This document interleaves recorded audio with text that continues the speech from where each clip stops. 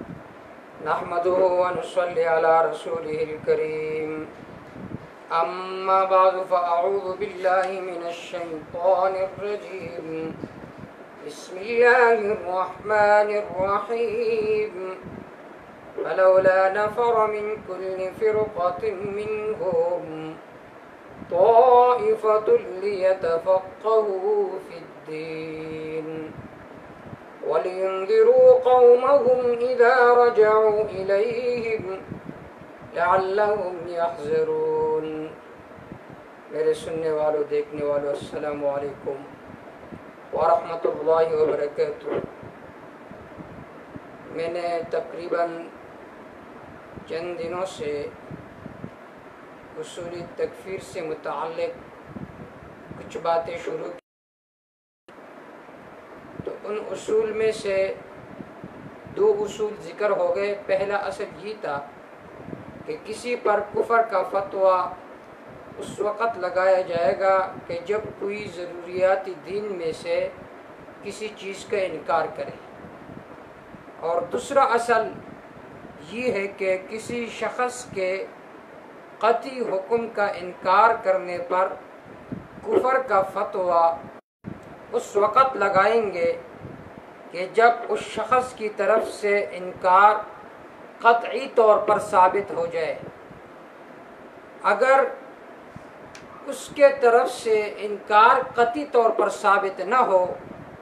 تو اس وقت بھی اس پر کفر کا فتویٰ نہیں لگایا جائے گا۔ یہاں تک کہ فقہائے کرام رحمہم اللہ نے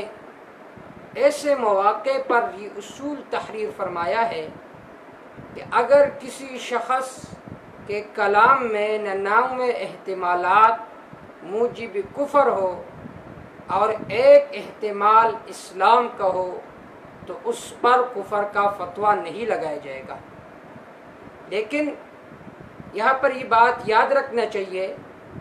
کہ یہ جو بات فقہا کے طرف منسوب ہے یہ اتنا عام بھی نہیں ہے، بلکہ یہ اس وقت میں ہے کہ جب متکلم کا کلام جو ہے وہ دوسرے معانیوں کا احتمال رکھتا ہو، یا جو معنی کفریہ ہے اس کا وہ قائل نہ ہو، تو اس صورت میں آپ اس پر کبھی کفر کا فتویٰ نہیں لگا سکتے جب تک قطعی طور پر اس سے انکار صادر ہو جائے۔ دوسری بات یہاں پر ذہن میں رکھنا چاہیے کہ یہ بات جو مشہور ہے کہ مؤول جو ہے اس پر کفر کا فتویٰ نہیں لگایا جائے گا، یہ بات اتنا عام بھی نہیں ہے، بلکہ اس مؤول پر کفر کا فتویٰ نہیں لگایا جائے گا کہ جو اس مفہوم اور مطلب کا خلاف نہ کر رہا ہو، کہ جو مفہوم اور مطلب تواتر سے ثابت ہو۔ اگر کوئی ایک لفظ ہے اس میں تعویل کر رہا ہے لیکن وہ تعویل سلف کے تفسیر کے بالکل خلاف ہو تو اس صورت میں اس مؤول پر کفر کا فتویٰ لگایا جائے گا، جیسا کہ انا خاتم النبیین لا نبی بعد آپ صلی اللہ علیہ وسلم نے فرمایا۔ اب اگر کوئی اس لفظ میں تعویل کرتا ہے، خاتم کا معنی آخر نہیں کرتا، کہ آپ صلی اللہ علیہ وسلم نے فرمایا کہ میں انبیاء میں سے سب سے آخر ہوں، اس کا کوئی اور معنی کرتا ہے جس سے ختمی نبوت کا انکار لازم آتا ہے، تو اس صورت میں اس مؤول پر بھی کفر کا فتویٰ لگایا جائے گا۔ جیسے کہ تاریخ الخلفاء میں ایک قصہ منقول ہے کہ دخل رجل من الخوارج على المأمون فقال له المأمون ما حملك على خلافنا، کہ ایک آدمی خارجیوں میں سے مامون الرشید پر داخل ہوا تو مامون نے اس سے کہا ما حملک علی خلافنا، آپ کو کس چیز نے مجبور کیا کہ آپ نے، تو اس نے کہا کہ آپ کو کس چیز نے آپ کو مجبور کیا ہے کہ آپ نے ہمارے خلاف خروج کیا؟ تو اس نے کہا آیت من کتاب اللہ تعالی، کہ اللہ کی کتاب میں ایک آیت ہے اس نے ہمیں مجبور کیا ہے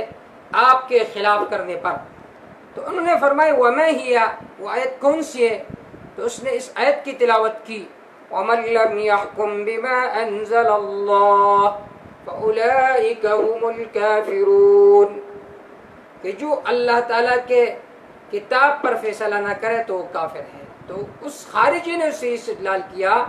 کہ جو کسی امیر کا حکم مانے تو یہ بھی اس آیت کے خلاف ہے اور اس آدمی پر کفر کا فتویٰ لگایا جائے گا۔ الک علم بان منزلہ،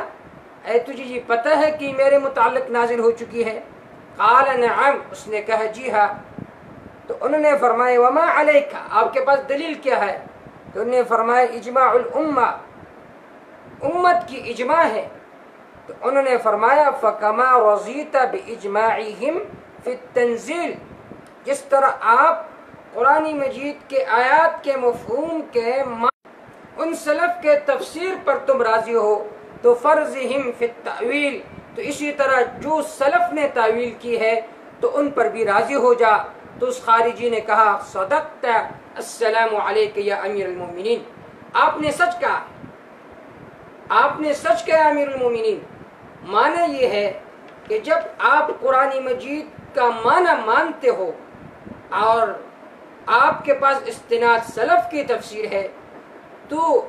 تعویل میں بھی آپ سلف کے تفسیر کو مانو گے۔ اگر سلف الصالحین سے کسی آیت کی تعویل وہ آ چکی ہے تو اس کو ماننا یہ پر لازم ہوگا۔ تو حاصل یہ ہے اس واقعے کے بیان کرنے کا کہ مؤول کافر نہیں ہے یہ اس وقت کہ جب وہ تعویل ایسی نہ ہو جو سلف الصالحین